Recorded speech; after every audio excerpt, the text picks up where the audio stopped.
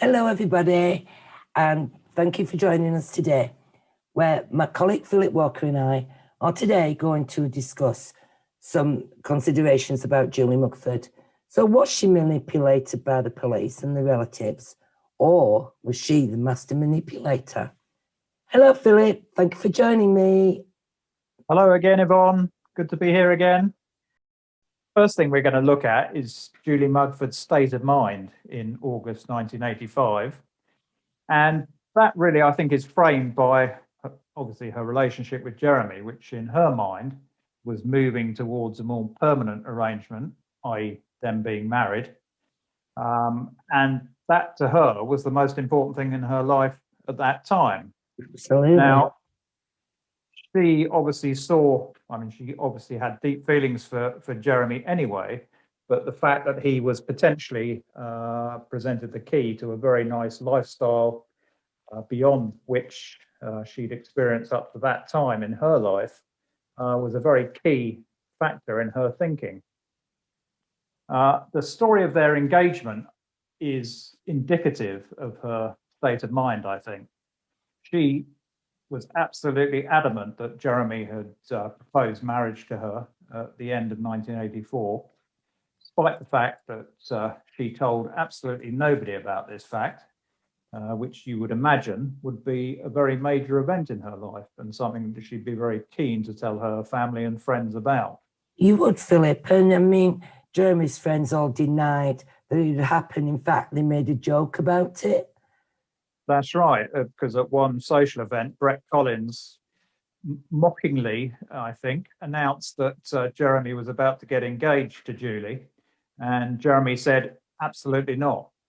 Now, clearly that must have been a quite embarrassing situation for Julie. Absolutely. And I'm sure didn't go down well with her for understandable reasons.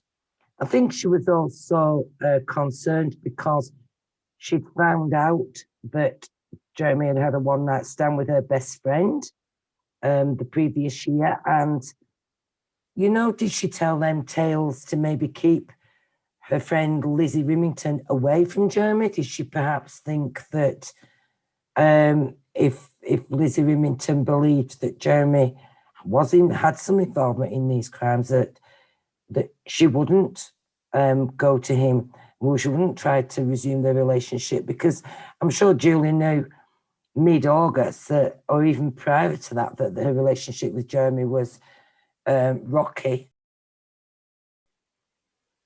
Right. The role of Lizzie, I think, in this whole scenario is quite important. As you said, Yvonne, she was Julie's best friend, and the fact that she, in Julie's view, betrayed her with Jeremy must have been a double blow.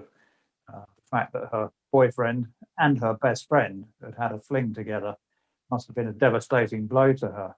And I'm sure you're right that part of the reason she made these stories up to tell Lizzie was partly to deter Lizzie from having a closer relationship with Jeremy.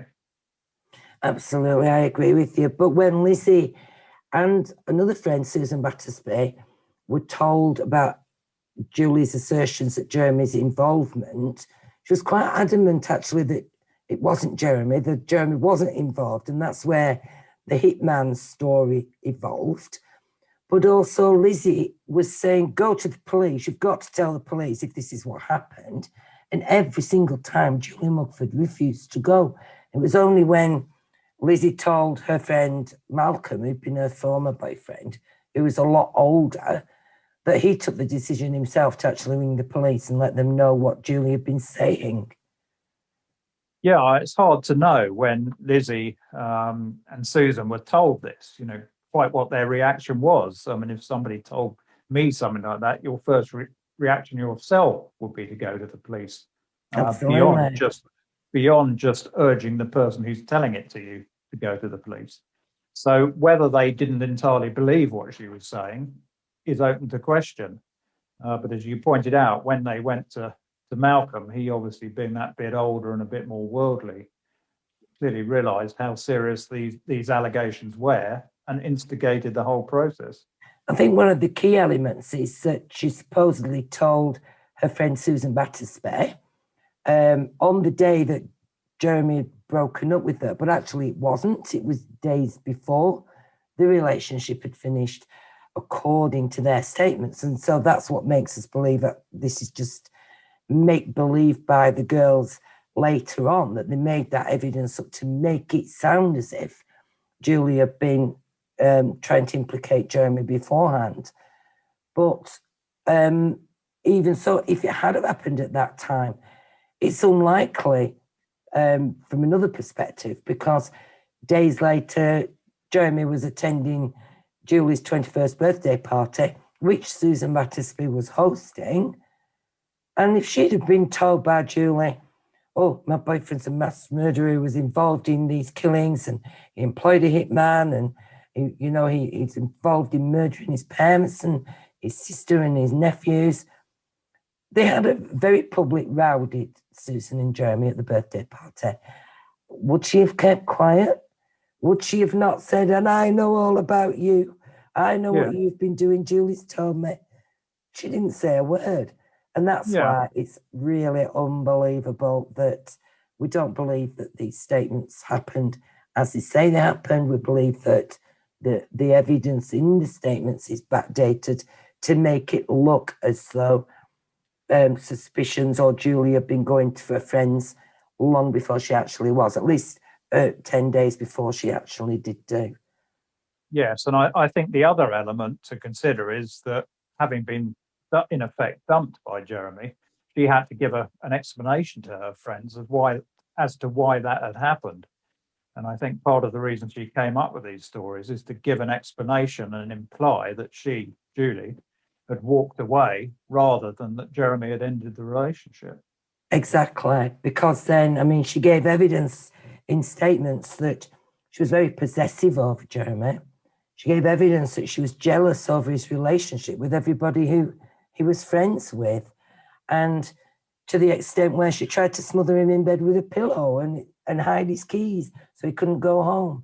And that was 3 or 4 days before she went to the police. And I don't know, it's just she's very, very, strikes me as a very, very possessive character. And she did say to Jeremy, and she admitted it herself, that if she couldn't have him, then nobody could.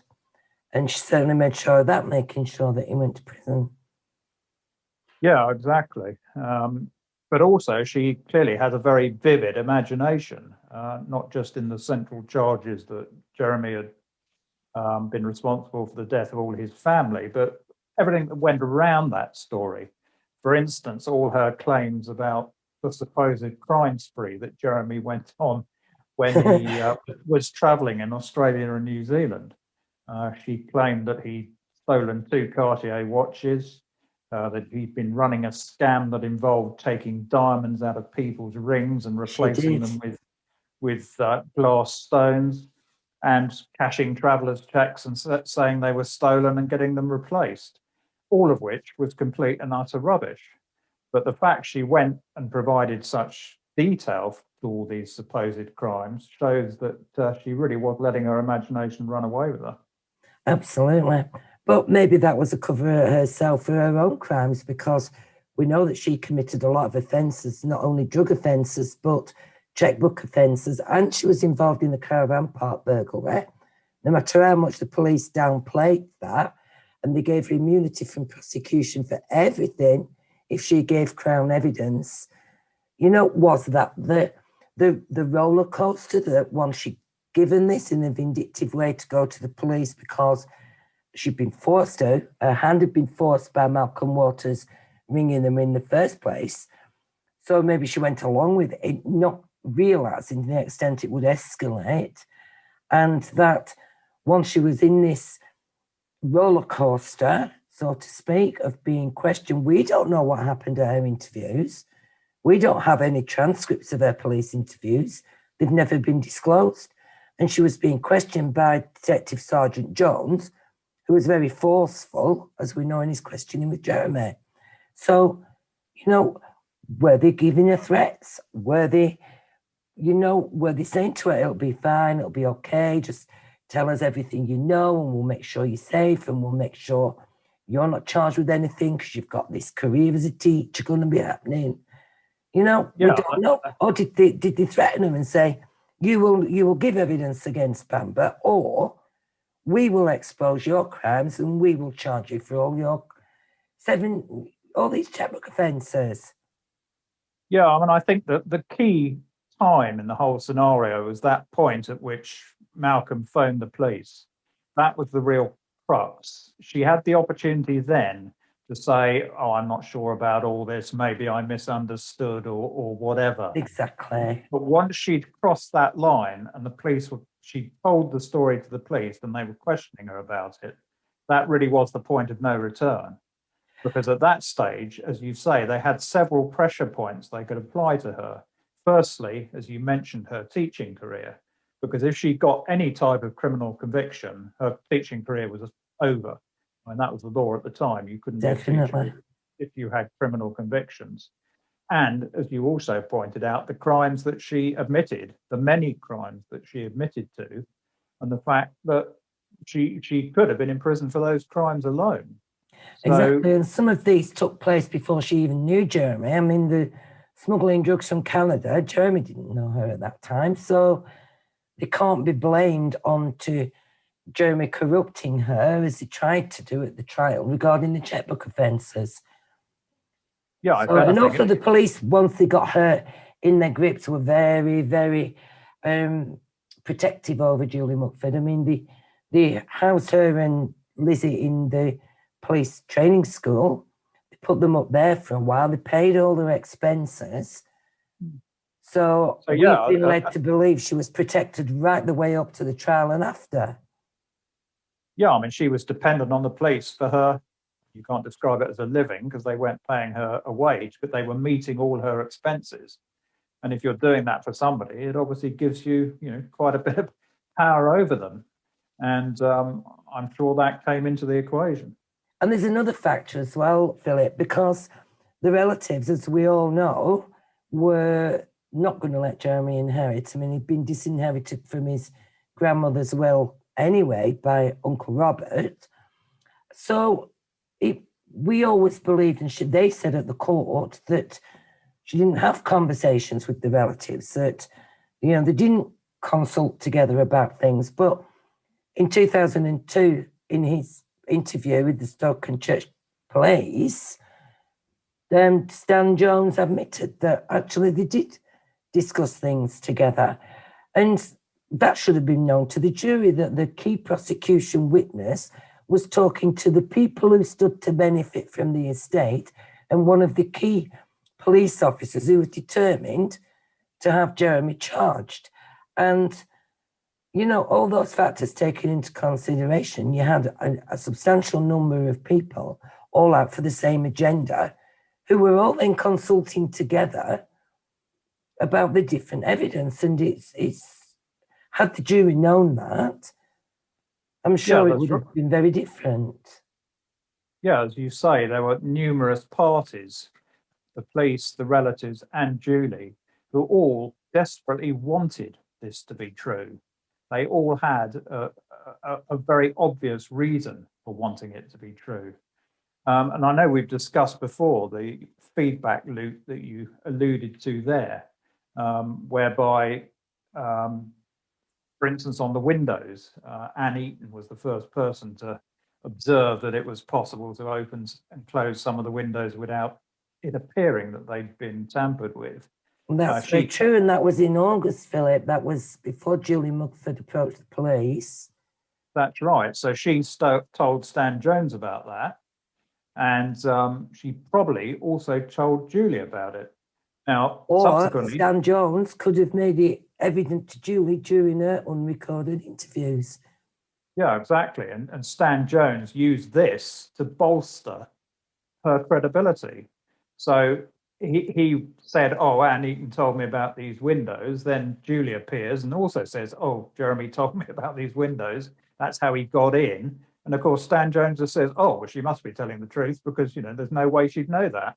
Yeah, and no record that he disclosed this to her in the first place, or that any of the relatives had, because they supposedly weren't discussing things with each other, and they were quite obvious they were. And now with the evidence to prove that they were.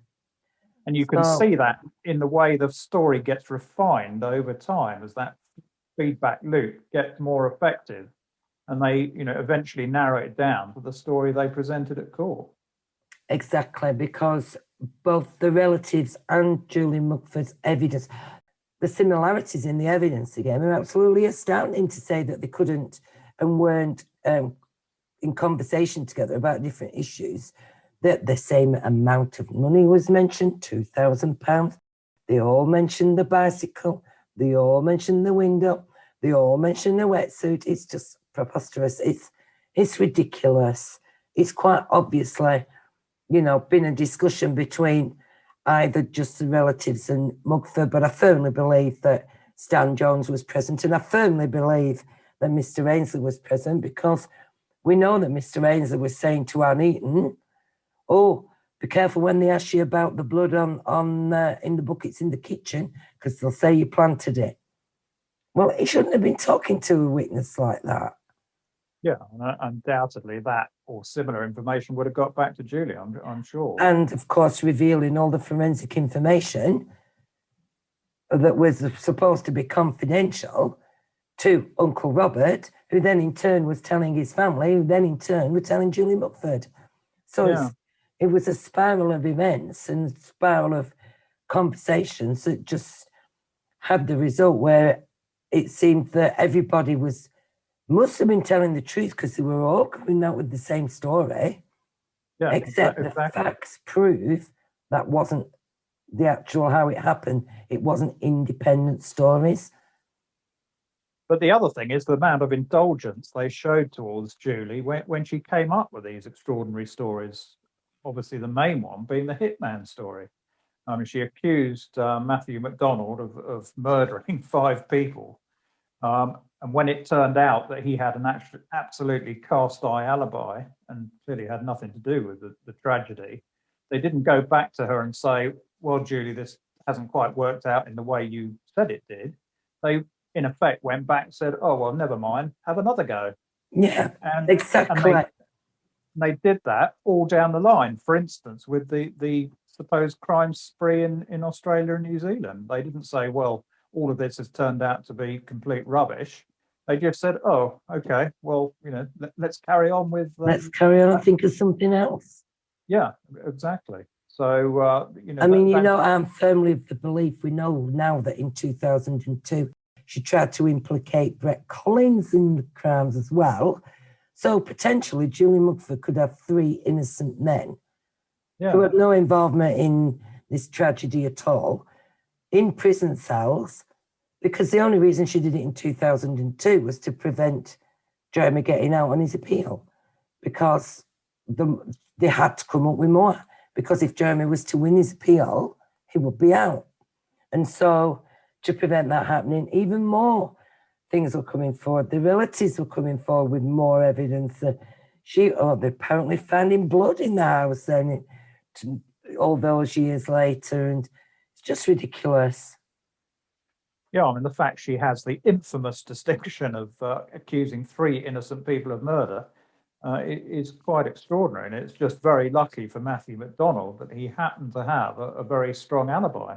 Otherwise, he'd have been sitting in the cell next door to Jeremy for the last 36 years. Exactly. Yes, as we said earlier, one of the reasons that the police could exert pressure on Julie was because of what basically was her one-woman crime spree. She was involved in 3 different types of criminal activity. The first was smuggling and dealing in drugs. The second was check fraud. And then there was the burglary that Jeremy was charged for, but that she wasn't charged for. But even the check fraud, Philip, isn't as cut and dry as what the jury did get to know about the check fraud, but they were led to believe it was a check fraud, and it certainly wasn't. It was multiple acts of fraud. They were given the impression this was a one-off event that somehow could almost be done absent-mindedly. But it was far from that. There were at least 13 different checks that were passed falsely as part of this overall charge. And you've got to be pretty brave to do go into a shop and knowingly commit fraud like that, not just once, but at least At 13 least times. 13 times. I mean, can you imagine? I mean, after doing it once, probably you'd think, oh, that's it, I'm not doing it again. But it seemed like her confidence must have grown after the first time, because she was quite happy and willing to go into all these different shops. Yes. No, I and mean, the she, check guarantee cards in 1985, I think, went to £50 limit. So, you know, it wasn't like she could get, but then again, things were a lot cheaper than what they are now. So she could have got some quite substantial items from yes, these shops. but as you say, she clearly got the taste for it, because doing it at least 13 times shows that you're comfortable doing that. It's almost so as if she was enjoying doing it in a way, or else she wouldn't have done it so many times. Yeah, absolutely. So the impression the jury were given that this was a one-off, totally out of character action was just wrong. And then there was the smuggling of drugs. She, as we know, admitted to smuggling drugs in from Canada, and also from Amsterdam as well, where she told the police in detail how she'd done that. And Absolutely. a good part of this smuggling activity was before she met Jeremy, so that there's no question that somehow he'd corrupted her to do this sort of thing, because he hadn't. She'd been quite happy to do it well before she met him. But the police then- line was that he had corrupted her. Yeah, that was one of the things Ainsley said in his reasons to the DPP for charging Jeremy, that Julian Mugford was basically of good character and had only been corrupted by Jeremy. And he was the one that was the malign influence. Exactly. But then there was the burglary, which again, the jury were given a misleading impression of, that she acted purely as a reluctant lookout, which was far from the case. It turned out that in fact it had been her that had put her hand through the letterbox of the office to get the key out that Jeremy couldn't reach. Absolutely. And after the event, she was more than happy to go out and spend the money that they'd taken on meals and various other things, so that there was no hint of reluctance or remorse on her part for any of her involvement in that particular act. And I of mean, course- Jeremy said that was to raise his concerns about the security issues at the caravan park. And yes, probably he was. You know, he shouldn't have gone out and spent the money, but he did. But she was a willing accomplice in that. She was quite happy to go for meals and let him spend Yeah. the money. She could have quite easily gone to June Bamber or Pamela Beauflower and said, Jeremy took the money from the caravan park, but she didn't. Yeah, she could have gone to any of the relatives and say, well, it's actually Jeremy who did this to show up the security issues at the caravan park, but she didn't. She was quite happy He to. remained silent. Yeah.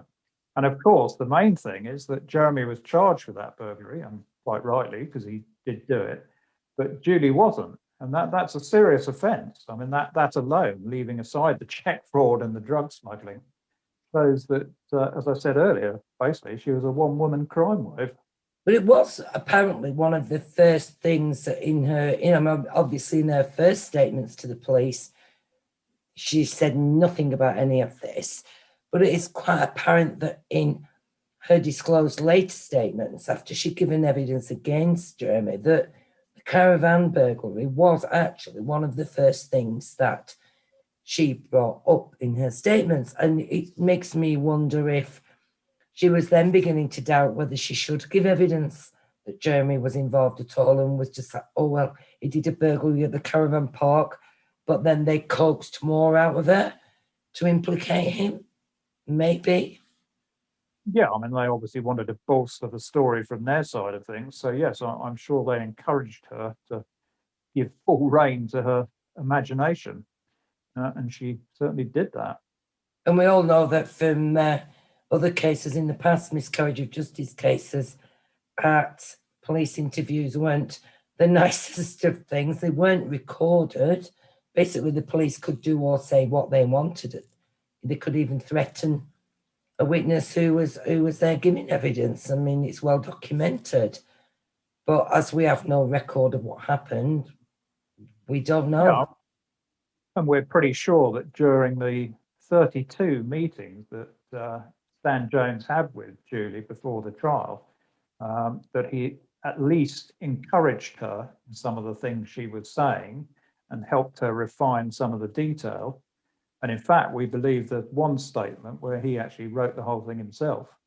It does appear that way, doesn't it? Because Jeremy's Yes. referred to as Jerry in that statement, and nobody, including Julie, ever called him Jerry. No, everybody's called him Jeremy or Jem. Some friends call him Jem and family members, but nobody called him Jerry, apart from Stan Jones.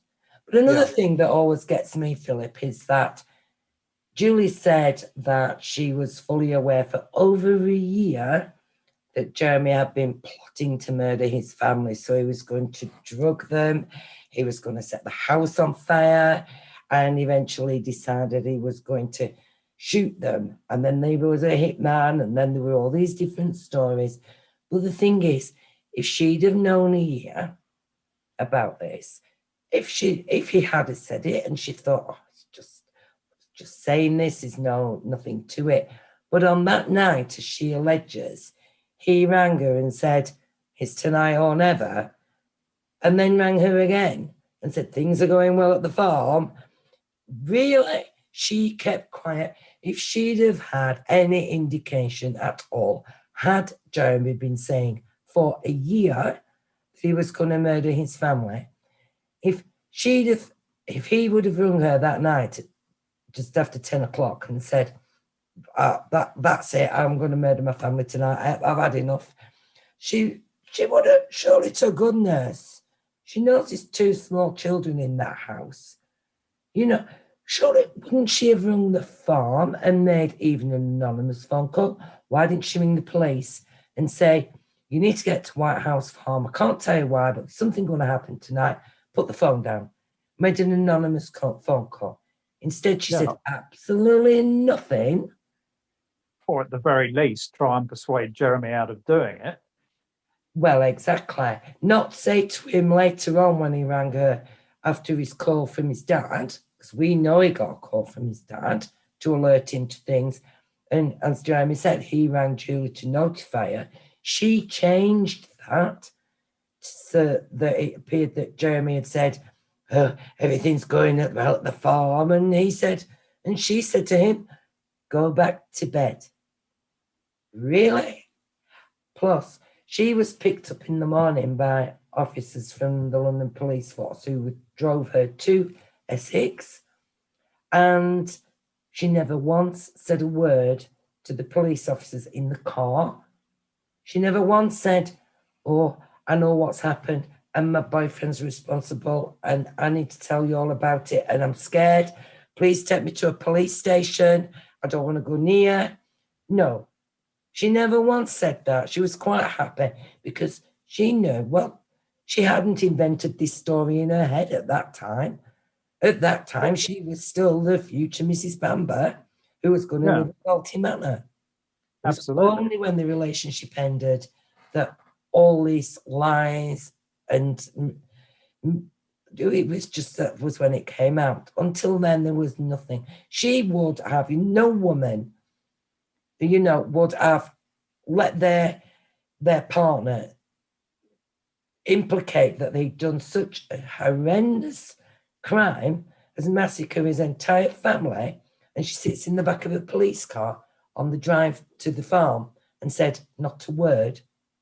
Yeah, it's just absurd. I mean, would anybody go back to a partner who's just murdered 5 people, knowing that they are the only witness or the only confidant who knows the truth of the matter?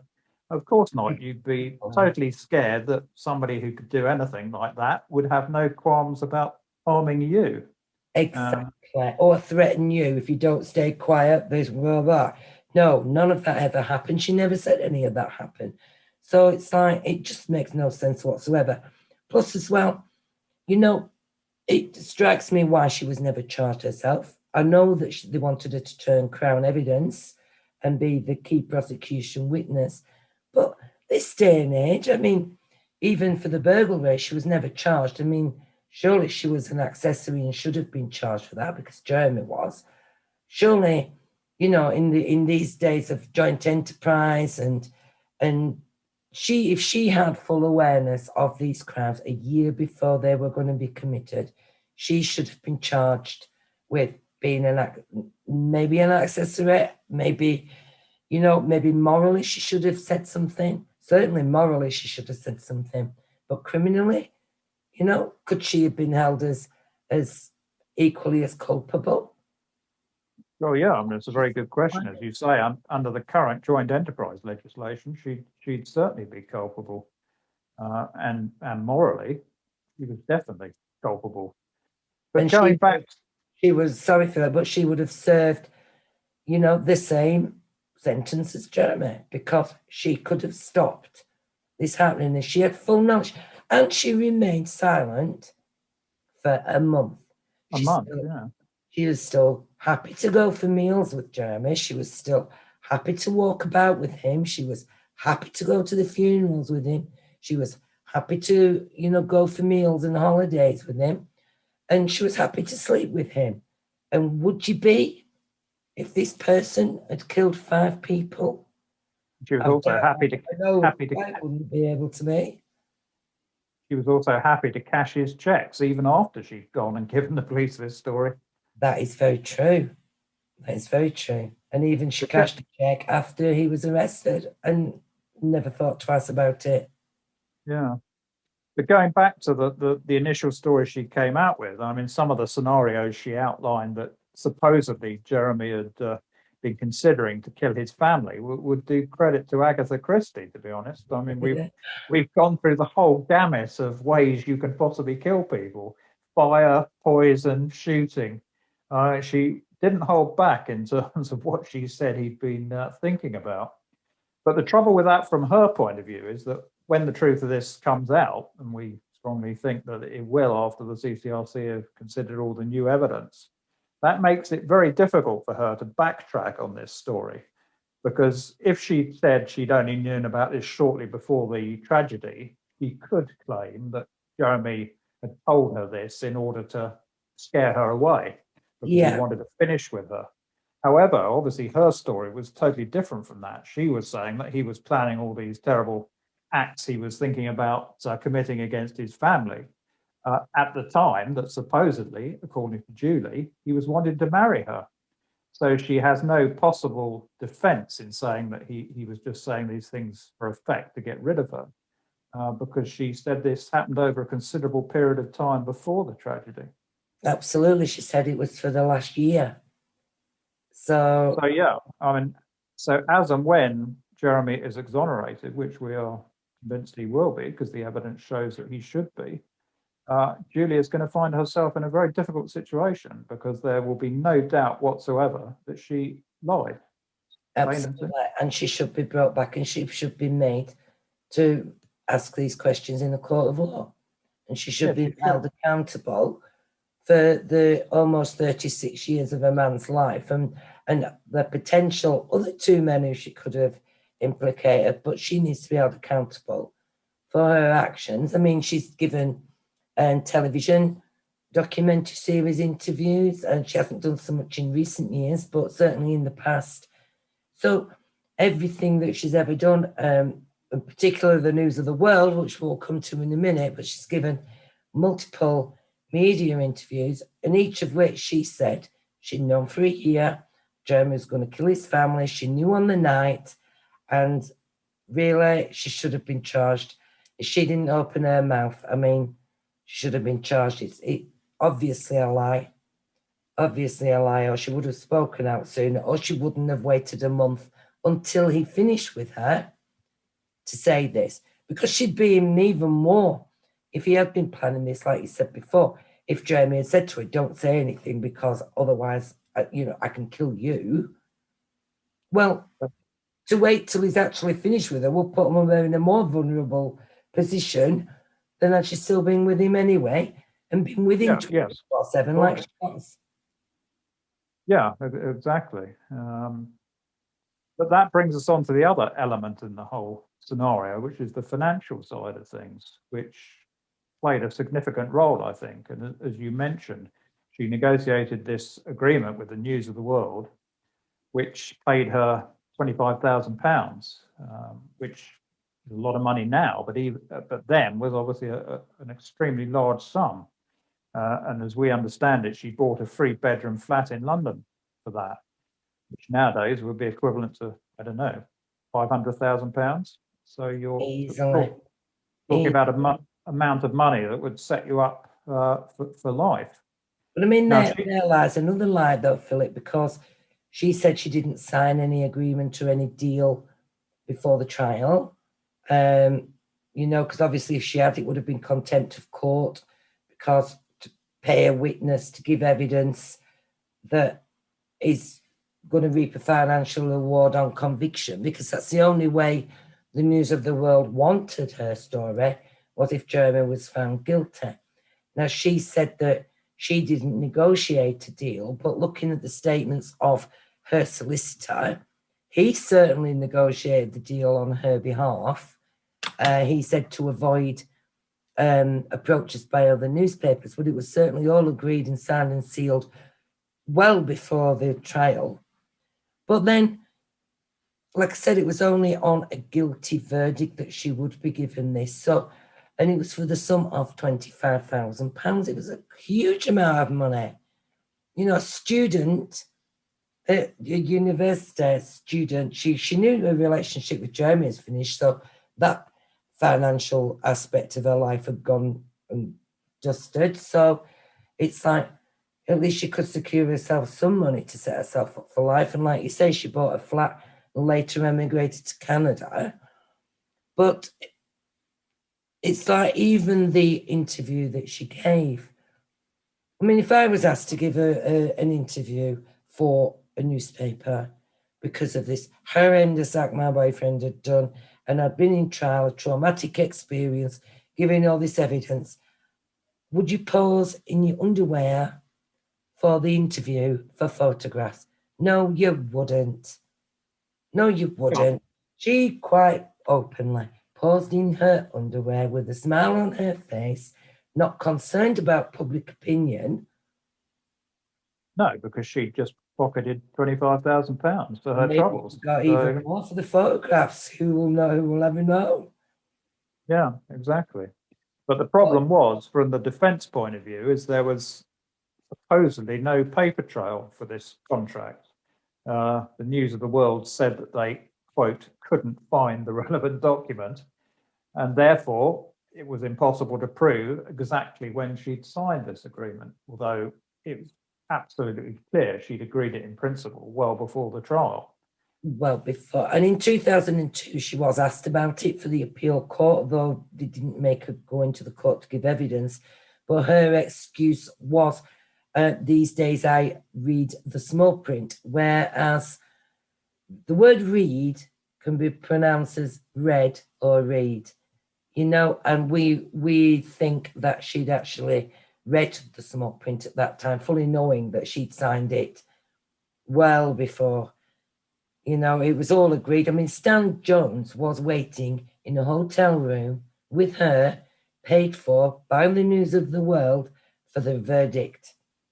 And the minute that verdict came through, she gave her interview that same day, wearing her provocative underwear, and didn't bat an eyelid.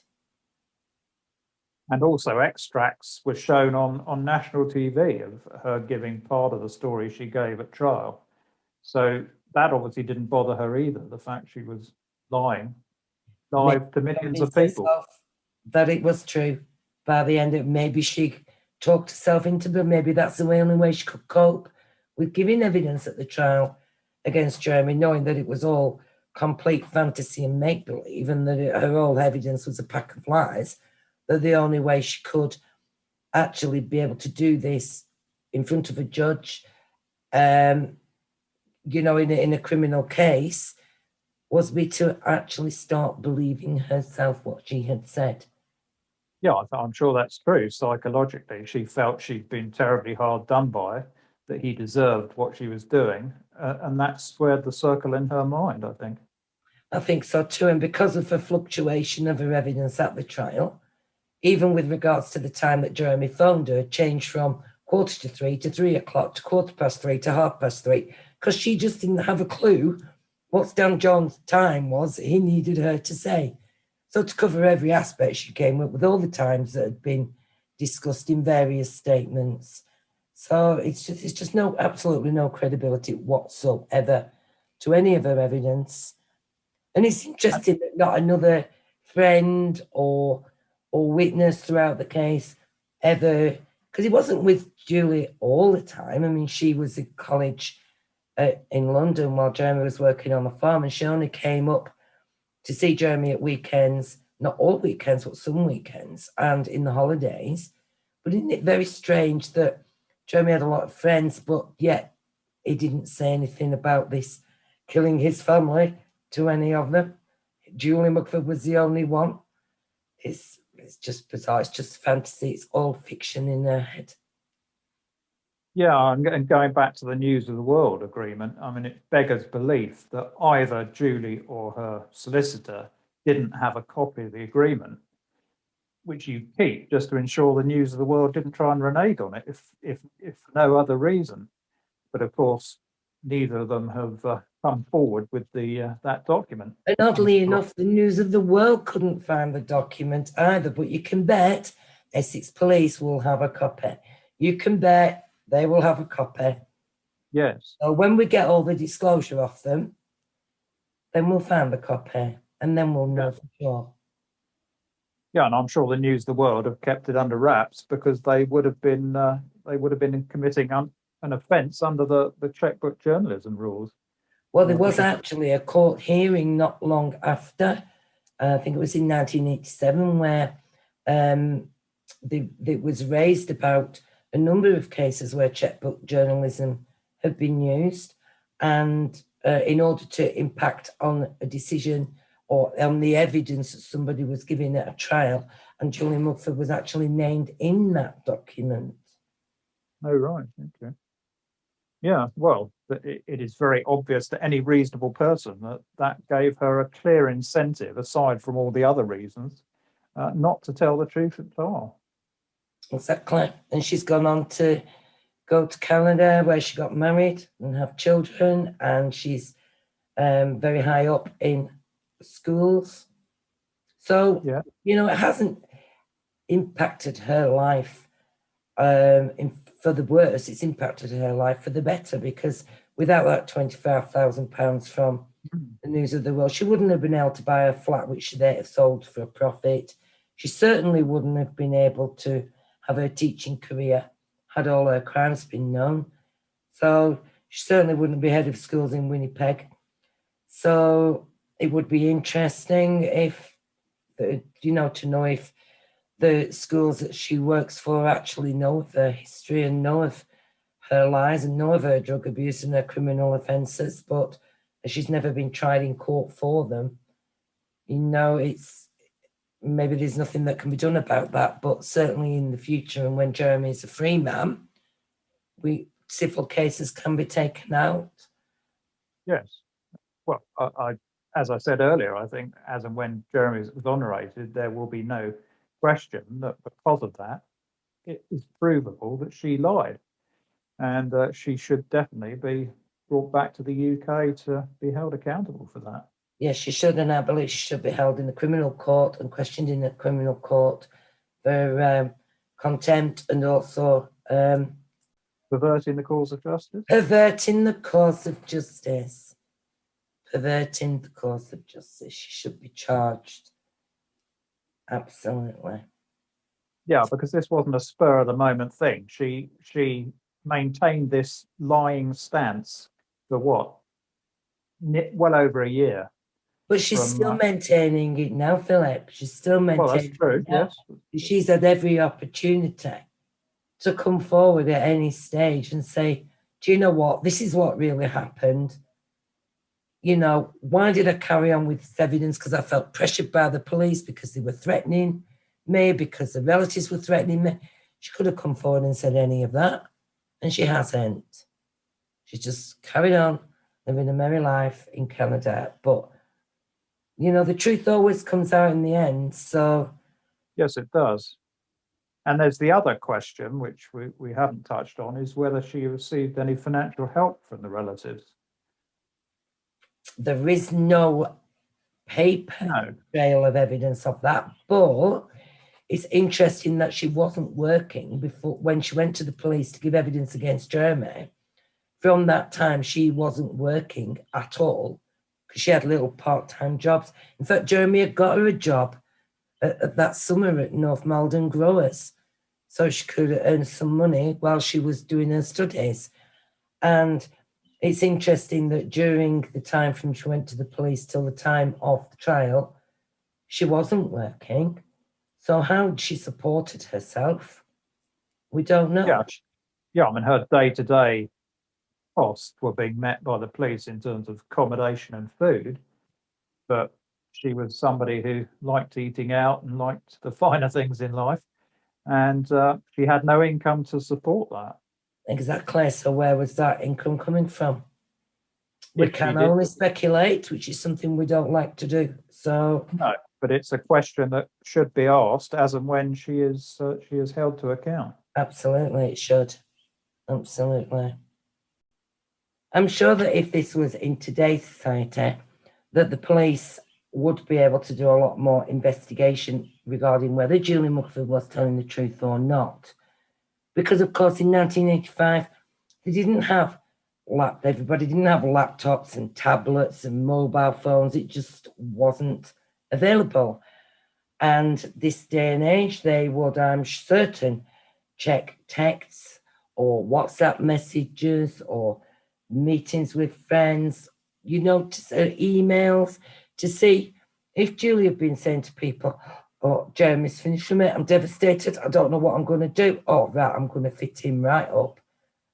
She could have said that on a text this day and age, and that way the police would have had evidence they could have built against her about how she created a case against Jeremy. But of course, in 1985, that technology just didn't exist. So that would have been another way that maybe her lies could have been exposed and not even got to the trial stage, which it should never have done.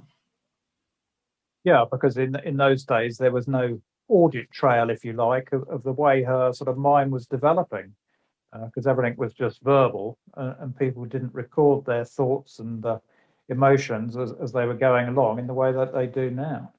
Exactly, and if say mobile phones were about, it would have recorded. How many times the police had contacted her, how many phone calls she'd had from the relatives, were her friends encouraging her and saying, "Oh, go and tell the police, go and tell him this, I never liked him anyway." We don't know, but texts would have shown that. So this is where modern technology would have really benefited Jeremy's case had it been available in 1985. Yeah, and also in terms of the News of the World, there would have been an audit trail as to how the contract with them developed and when it developed. So that would have been much more provable as to when she actually signed that contract. Absolutely, it would have done.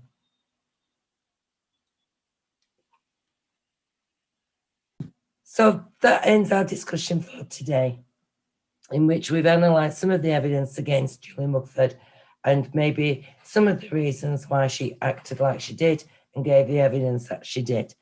So my thanks to Philip Walker. My pleasure. I don't think this story's quite come to an end yet. There will be a sequel. Absolutely. I'm sure that there's a lot more to come in the near future. And Philip and I will see you all very soon with another special episode. Bye. Bye.